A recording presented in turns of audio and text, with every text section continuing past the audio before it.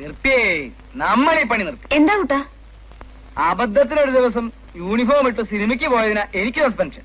താൻ സ്റ്റേഷനിൽ പോയില്ലേ? എന്തിനാ സ്റ്റേഷനിൽ പോണേ? ഇതേ റോട്ടിലിറങ്ങി നിന്നാ മതി. സ്റ്റേഷനിലെ നാട്ടറിയാം. സ്റ്റേഷൻ അത്രയ്ക്ക് വൃത്തിയുടെ കിടക്കണോ? വൃത്തികേടാക്കി. സ്റ്റേഷനിൽ ക്യാബ്രേ, സിംഗിൾ ക്യാബ്രേ അല്ല, ഗ്രൂപ്പാ. 8 പെണ്ണുങ്ങളുണ്ട്. കുട്ടൻ ഇന്ന് എന്ത് പറ്റി? സാറ് രാവിലെ യൂണിഫോം ഇട്ടോണ്ടല്ലേ പോയത്? അതെ. ഞാൻ സ്റ്റേഷനിൽ ചെല്ലുമ്പോ സാറ് യൂണിഫോം ഇല്ലാതെ നിൽക്കണോ? അയ്യേ, ചെറിയ അയ്യൊന്നും പറഞ്ഞാ പോരാ. അല്ല, പൂജാരിക്ക് അമ്പലത്തിലും കാഷ്ടിക്കാലോ. പൂവാലന്മാരിടുന്ന പാന്റ് ഷർട്ടിട്ട് ദേവദാസ് സാറ് പെണ്ണുങ്ങളായിട്ട് തുള്ളി കളിക്കണമെന്നേ. സ്റ്റേഷനിൽ എവിടുന്ന പെണ്ണുങ്ങള്? പുലി സംഘത്തിൽ നിന്ന് കൊണ്ടുവന്നതാ. ഒരൊറ്റ എണ്ണം നേരെ ചൊവ്വേ തുണി കൊടുത്തിട്ടില്ല. പാട്ടും കൂത്തൊക്കെ കഴിഞ്ഞ് മൂപ്പര് മോട്ടോർ സൈക്കിൾ കയറിയോ ഒറ്റ പോക്ക്. കൊണ്ടുപോയ ചോറ് അതുപോലെ തന്നെ തിരിച്ചു കൊണ്ടുവന്നു.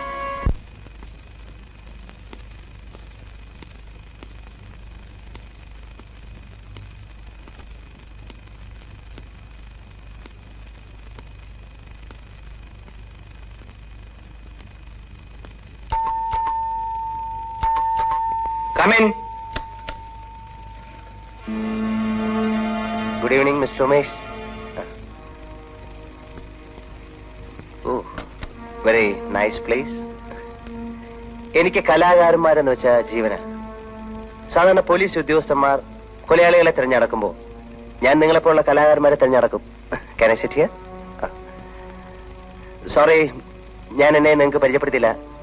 എന്റെ പേര് ദേവദാസ്. അറിയാം, സർക്കിൾ ഇൻസ്പെക്ടർ. ഓ, അപ്പൊ നിങ്ങൾ എന്നെ പറ്റി അന്വേഷിച്ചിരിക്കുന്നു. അല്ല, സാധാരണ കള്ളന്മാരും കൊലപാതകങ്ങളും ഒക്കെയാണ് ഞങ്ങളുടെ നീക്കങ്ങൾ ശ്രദ്ധിക്കാറുള്ളത്. ഈ കൊലപാതകവും കളവും ഒക്കെ വലിയ രസമാണ്, പിടിക്കപ്പെടുന്നത് വരെ. ഇതൊക്കെ എന്നോട് പറയുന്നത് എന്തിനാ? ശരിയാണ്, നിങ്ങളോട് ഇതൊന്നുമല്ല പറയേണ്ടത്. ഒരു കാര്യം ചെയ്യാം, നമുക്ക് പുറത്തിറങ്ങി സംസാരിക്കാം. വരൂ. എന്തിനാ പുറത്തിറങ്ങുന്നത്? ഹേയ്, ഒന്നിനുമല്ല, വെറുതെ. ഈ മുറിക്ക് നല്ല അടക്കവും ഒതുക്കവും ഭംഗിയൊക്കെ ഉണ്ട്. എന്തിനാ അത് വെറുതെ നശിപ്പിക്കുന്നത്? വരൂ പ്ലീസ്.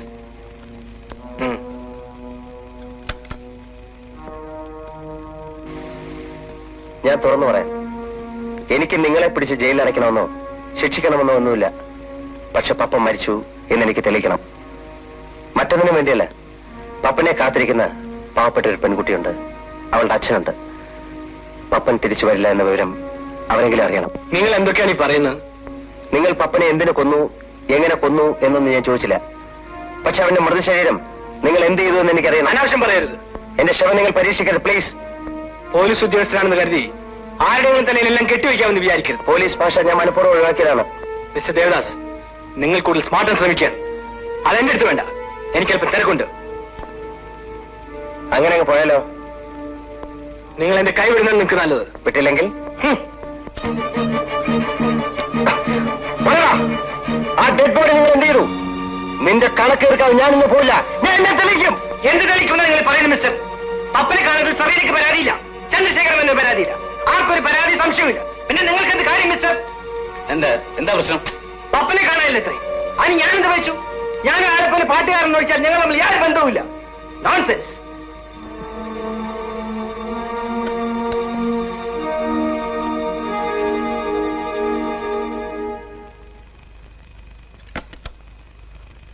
സെറീനയും പപ്പനും എനിക്ക് അങ്ങനെയാ.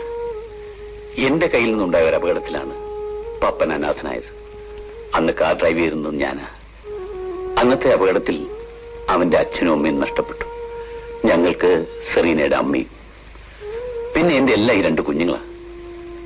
അന്ന് എനിക്ക് നഷ്ടപ്പെട്ട, എന്നേക്കുമേ മുറിഞ്ഞുപോയ ആ 2 കുടുംബങ്ങൾ തമ്മിലുള്ള ബന്ധം ഞാൻ ഇവരിലൂടെ ഒന്നാക്കുകയാണ്.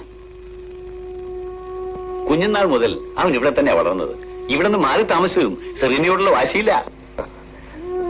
പക്ഷേ ഇതതുപോലല്ല. എനിക്ക് ഈ കാര്യത്തിൽ യാതൊരു സംശയവുമില്ല. കല്യാണ പന്തലിൽ പപ്പനെത്തും. Okay, I am leaving. Okay, see you. അതിനൊരു കാര്യം, കല്യാണത്തിന് മിസ്റ്റർ ദേവദാസ് തീർച്ചയായും വരണം. എഴുതിയോ? APPLE apple.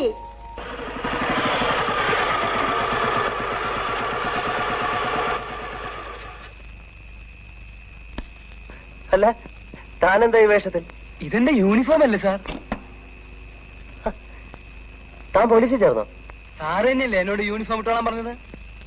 അത് ഇതാണോ? തനിക്ക് യൂണിഫോം ഇല്ലേ? ഇതെന്റെ തന്നെയാ. കുറച്ച് ദിവസം ഊരി വെച്ചതുകൊണ്ട് ലൂസ് തോന്നുന്നതാ.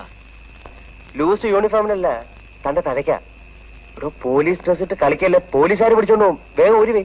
അയ്യോ, ഇനി ഇത് ഊരണോ? തനിക്കിപ്പോ എന്താ വേണ്ട? ഏതായാലും സാറ് ലീവ് എടുത്ത് നാട്ടിൽ പോകും. പോകുന്നതിലും മുമ്പ് എന്നെ സർവീസിൽ തിരിച്ചെടുക്കണം.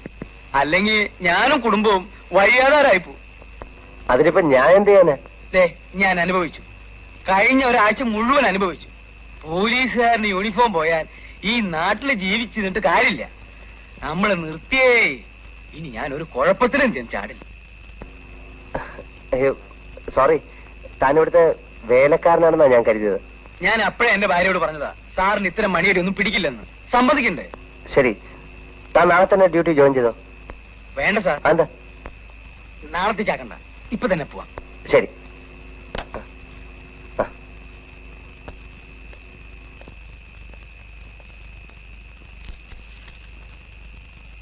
Cotton, plant. മോളെ, ദാ മൂക്കുള്ള പാവ. മോള് കാണിച്ചേ എന്ത് പാവ വേണ്ടെന്ന്. മോള് നോക്കിക്കേ.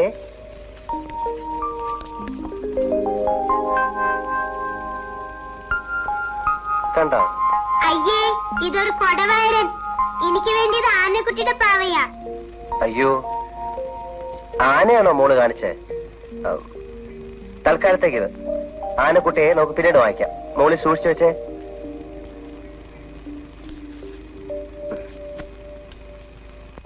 എന്താ ദാസേട്ടന്റെ ഉദ്ദേശം? എന്താ? ഇന്ന് ഈ വേഷത്തിലല്ലല്ലോ ഇവിടുന്ന് പോയത്. ഇത് ചുമ്മാ രസത്തിന്. രസിക്കലോറെ കൂടുന്നുണ്ട്. ഇത് നല്ല സ്റ്റൈലൻ ഡ്രസ് അല്ലേ? ഇന്ന് എന്തായിരുന്നു സ്റ്റേഷനിൽ? സ്റ്റേഷനിൽ ഒന്നും ഉണ്ടായില്ല. പാട്ടും കൂത്തും ആയിരുന്നെന്ന് കേട്ടു. അതോ? അത് ഞാൻ എല്ലാം അറിഞ്ഞു. അതവരുടെ സന്തോഷത്തിന് വേണ്ടി ചെയ്തല്ലേ. മാത്രമല്ല, നല്ല താളബോധമുള്ള കുറെ പെൺകുട്ടികളും പാട്ട് പാടുകയാണെങ്കിൽ അതുപോലെ നൃത്തം ചെയ്യാൻ അറിയാവുന്നവരടുത്ത് പാടണം. ദാസേട്ടൻ കള്ളം പറയാനും തുടങ്ങിയിരിക്കുന്നു. ഇതുവരെ ഒരു മൂളിപ്പാട്ട് പോലും പാടാൻ അറിയാത്ത ആളാ പാട്ടിനെ പറ്റി പറയുന്നത്. അല്ല, സത്യം പറയാലോ, ഇപ്പൊ എന്നെ പറ്റി എല്ലാവർക്കും ഒരു മതിപ്പൊക്കെ വന്നിട്ടുണ്ട്.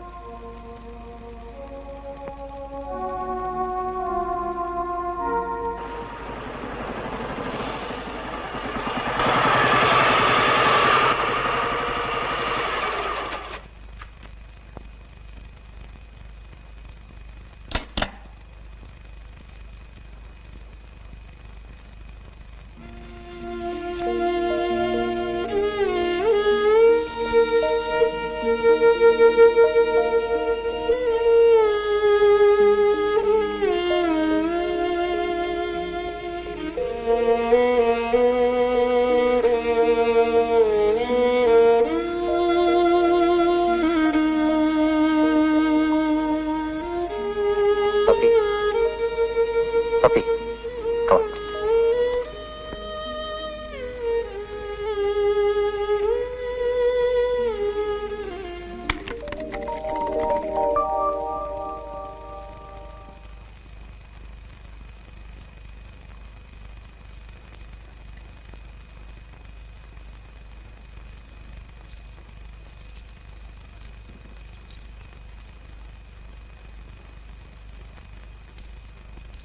പ്രിയപ്പെട്ട പപ്പന് തോറ്റിരിക്കുന്നു. 1000 വട്ടം കാണാൻ കൊതിയുണ്ട്. കാത്തിരിക്കുന്നു പപ്പന്റെ സെറീന. നാളെ കൂടെ കഴിഞ്ഞ അമ്പലത്തിലേക്ക് ഞങ്ങൾ കൂട്ടുവരണ്ടല്ലോ.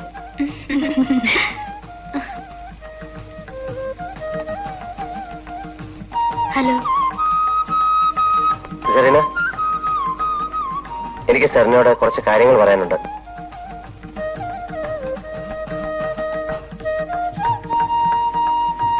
കേട്ടാൽ സെറീനയ്ക്ക് വിഷമം തോന്നുന്നറിയാം. പക്ഷെ എന്നെങ്കിലും അത് പറഞ്ഞില്ലെങ്കിൽ സെറീന കൂടുതൽ വിഷമിക്കും.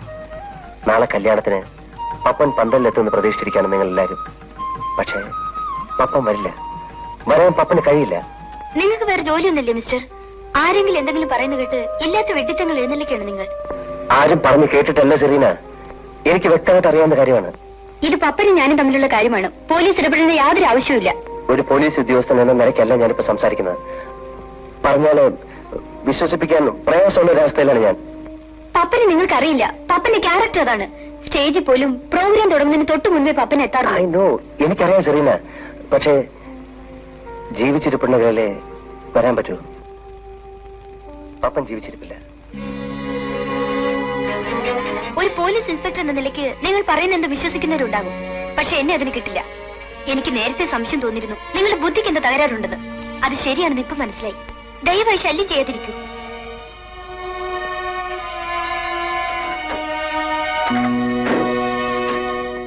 ഒന്നും പേടിക്കാനല്ലേ, അയാൾക്ക് എന്തോ സംശയം തോന്നിയിരുന്നു, അത്രേ ഉള്ളൂ. എനിക്കൊരു ധൈര്യം കിട്ടുന്നില്ല. ആ രാത്രിക്ക് ശേഷം ഞാൻ സ്വസ്ഥമായിട്ട് ഉറങ്ങിയിട്ടില്ല.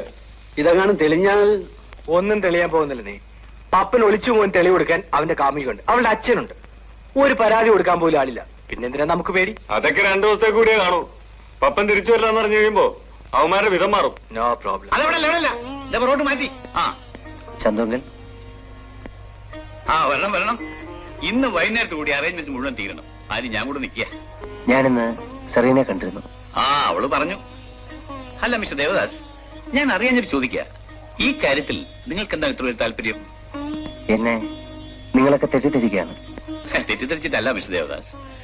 പപ്പൻ നാളെ വന്നില്ലെങ്കിൽ പോരെ ഈ പരാതിപ്പെടലും അന്വേഷിക്കലും ഒക്കെ?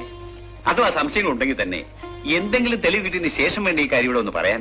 അത് മാത്രമല്ല, ഈ കളികളൊക്കെ അവന്റെ ഒരു പതിവാ. വെറുതെ സസ്പെൻസ് ഉണ്ടാക്കലും പ്രത്യക്ഷപ്പെടലും ഒക്കെ. അവൾക്ക് ഇന്ന് വലിയ വിഷമമായിപ്പോയി. നിങ്ങൾ മറ്റെന്തോ മനസ്സിൽ ഒളിച്ചു വെച്ചുകൊണ്ട് സംസാരിക്കാന്ന് പറഞ്ഞ് വലിയ ബഹളമായിരുന്നു.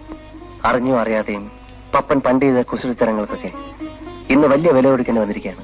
അങ്കിൾ, പപ്പൻ ഇവിടെ വന്നു പോയോ? ഇല്ല, എനിക്കിപ്പോ ഫോൺ ചെയ്തിരുന്നു, ഇവിടെ ഉണ്ടാവും പറഞ്ഞു. കണ്ടോ അവന്റെ ഒരു സ്വഭാവം? കണ്ടാ കെട്ടിയിട്ട് തല്ലാൻ തോന്നും. അവന് നിങ്ങോട്ട് വന്നിട്ടില്ല. പിന്നെ നിങ്ങൾക്ക് ഫോൺ ചെയ്ത സ്ഥിതിക്ക് ചിലപ്പോ ഇങ്ങോട്ട് എത്തിയേക്കും. എന്നെ ഒരു സ്ഥലം വരെ പോയിട്ട് വരാം. പപ്പൻ വന്നാ ഇവിടെ നിൽക്കാൻ പറയണം. കല്യാണത്തിന് ഞങ്ങളുടെ വക ചില അറേഞ്ച്മെന്റ്സുകളൊക്കെ വരട്ടെ.